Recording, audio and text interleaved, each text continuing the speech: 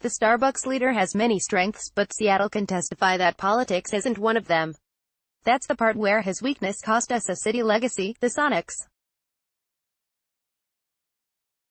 Mike Gastineau, the longtime sports radio talker in Seattle, may have come off as a little embittered when he tweeted the following about a certain Starbucks someone running for president. If Howard Schultz gets elected president, who will he ultimately sell America to when things get tough?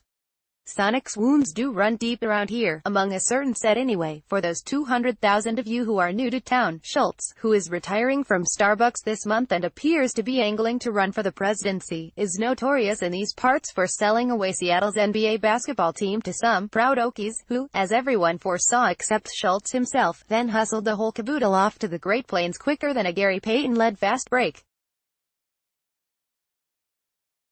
But even if you couldn't care less about basketball, buried in these bitter memories are crucial and legitimate questions about any Schultz foray into politics.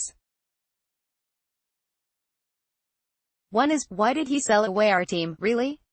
Schultz claimed later in a lawsuit that he was hoodwinked, that he genuinely thought the Oklahomans would keep the Sonics in Seattle. If that's true, the question then is, do we really want a president who can be rolled so easily? Because the day the sale was announced, in 2006, a typical headline in the Seattle Times was, Schultz sold out Seattle for $350 million. So even newspaper columnists could plainly see what was going on. It's hardly comfort that the Laude Lord supposedly couldn't. Gastineau's take hints at a more interesting and more likely explanation for what happened. One that says something about Schultz and how he operates. But also about this quixotic thirst American voters have to be saved from icky politics by a swashbuckling business executive. This theory goes that the real reason Schultz sold out Seattle is because he forgot he was part of a community. He made a straight business calculation. He did then what Amazon is doing now with its threats to jilt Seattle, namely, fixating on the profit-loss ledger, not intangibles like legacy and civic commitment.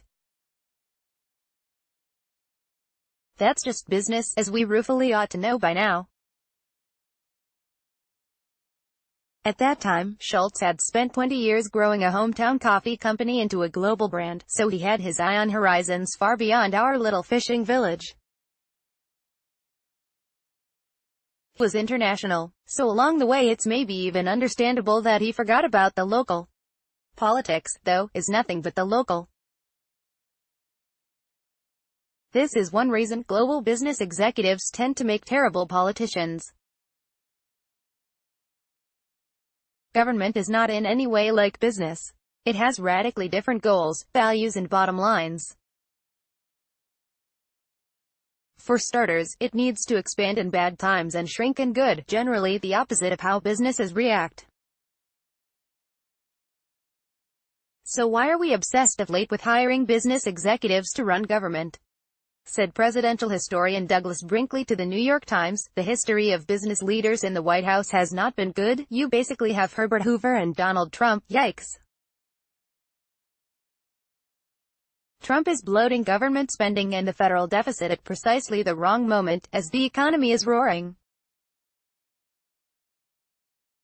While Hoover raised taxes to try to square the budget in the teeth of the Great Depression, a historic flub.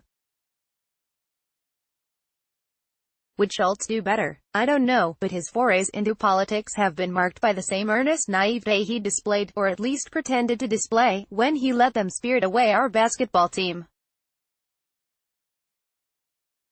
Like that time he vowed he was going to stop giving all political contributions until warring political factions got real about the national debt. This was a unilateral liberal disarmament, one his own employees refused to go along with. I'm sure it had Republicans, who have proved they don't care about the debt, quivering in their wings tips. He is guileless, and he wears his sincerity on his sleeve, summed up Bloomberg columnist Jonah Chera on Tuesday. These qualities may make him a decent human being and a charismatic CEO, but he'll be ripped to shreds if he goes into politics. Spot on. To eat the likes of Trump, or whatever's left of Trump's administration in 2020, calls for nothing less than a political shark. Not a Seattle lamb who got fleeced by the Okies, but good.